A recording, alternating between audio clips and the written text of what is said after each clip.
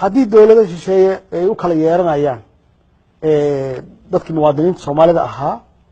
oo aysan ixtiraamaynin madaxweynihii qaranka ilaan waa saan su-aasha hadalka kaaga bilaabee in la kala saaro xasan sheikh mudane xasan sheikh iyo madaxweynaha qaranka xasan sheikh hadda waa madaxweynaha qaranka kursiga ku fadhiyo waa waxa isaga ka xumaada annaga naga wad xumaadeen haddii aan sharafkiisa loo ogolaanin waa sharaf soomaalidu ay lumisay anigu aan lumiyey haddii isaga wax ka halaabaan aniga wax iga halaabeen marka waxaa la rabaa maamul goboleedyada iyo qof kastoo siyaasi ah inuu u arko madaxweynihii qaranka uusan u arag xasan sheikh oo shaksi ah uusan u arag iyada meeshaas in lagu dhiso marka qarnimadii meeshaas lagu dhiso oo dee aanan la aadin wadamo shisheeye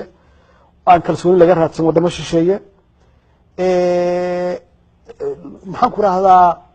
qof walba oo soomaali ah uu siiyo fursad dowladda hadii jirto inay shaqayso taladana dee waa lala wadaagaa qofkii tala ku darsan karana ku darsado sida hadda annaga aan samaynayno oo kale talaan ku darsanaynaa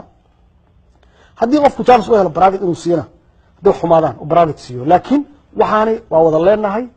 ama federaalka joog ama gobol joog waa naga wada dhexaysa